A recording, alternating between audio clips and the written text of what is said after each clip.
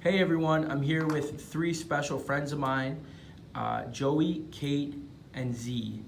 These beautiful people were once all in Crown Ward, which is in the system for CAS, and I'm gonna get them to share their story to erase the stigma that kids in care cannot be successful in life.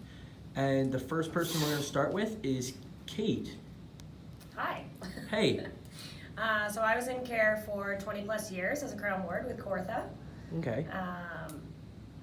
And I went into care at age 11.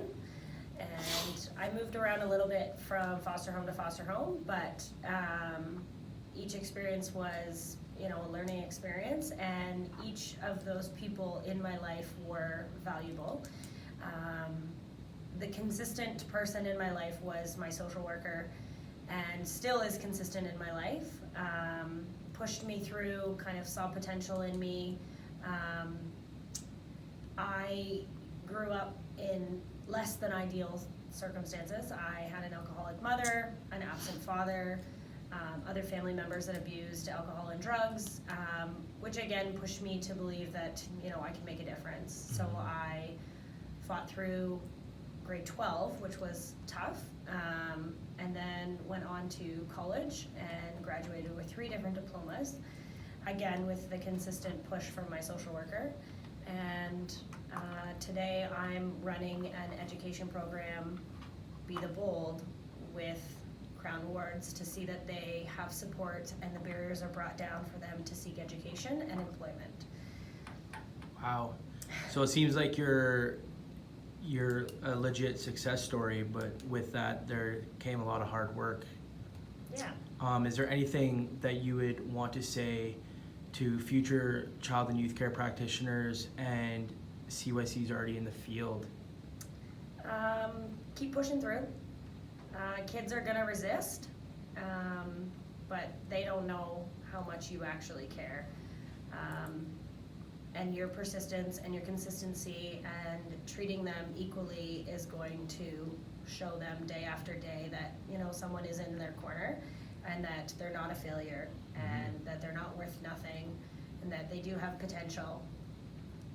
Awesome, thank you so much. What about you, Joey? I was in care from the age 10 to 21. I was lucky enough to stay in one home. I had good support systems in that home, along with my worker.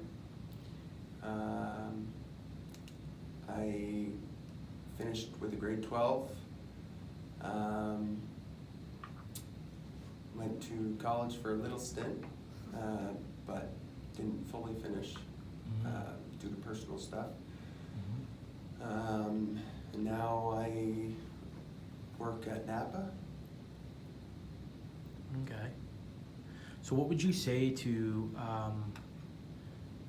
future CYCs and CYCs already in the field? Basically touch on what Katie said. It's, you're not going to change the world overnight. You might do it one person, but, show them that you care and just be persistent with, that person, because they're going to fight because, it's in us to fight. Mm-hmm.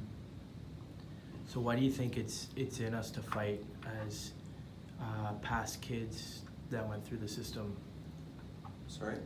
Why do you think we fought in the sense of just fighting in general to get through life with kids in the system? Most, depending on their situation, where they came out of, they most likely had to fight to survive there. So they're going to come into this new situation and, they aren't going to know whether it's safe or not. So for the first bit, they're going to fight everything. Yeah, that's awesome. Thank you so much for sharing that. Z, would you like to share a bit of your story? So I came to foster care when I was 13. I called Children's Aid and 13 to about 15, I lived in 6 different homes, and I am really close to a couple of them now. I had a really rough childhood. Without giving so much details, I had endured a lot of abuses. My mother was bipolar.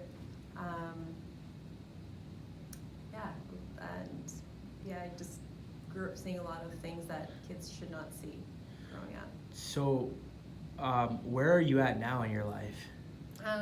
So now I am married. I have a house, and I'm a nurse, and I work at our local hospital here in Peterborough. So I would say that's pretty successful then. I would say so. Yeah. Considering the hand The you were odds. dealt. Yeah, definitely. Is there any final words you three would like to say to kids in care that may be battling, or even children and youth, like the children and youth care practitioners, and because this video will be published there. So is there anything else you guys would want to say? Any last words? I think the most important thing is to make kids feel safe. When kids feel safe, they start to build relationships, and when they start to build relationships, then you really see them work to their full potential. And that's what everybody's fighting against, right? They don't feel worthy of fighting to their full potential, so they don't work to their full potential because nobody believes in them. So going off that question, Kate, and you put it beautifully, in the area of relationships, do you think that's how the stigma that is portrayed around foster kids not being successful will break, is through positive relationship and through through relationships? I think ultimately, yes. I think that it takes one person to branch out from the stigma and say, like, no, I need to make this kid feel safe.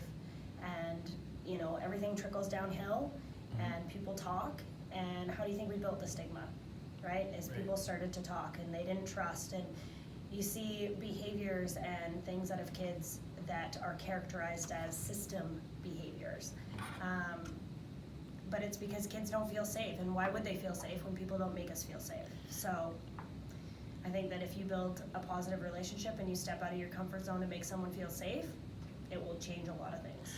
Could you quickly, before we wrap it up, could you quickly touch on system behaviors and what you meant by that? So, you know, like your traditional system behaviors, the lying, the stealing,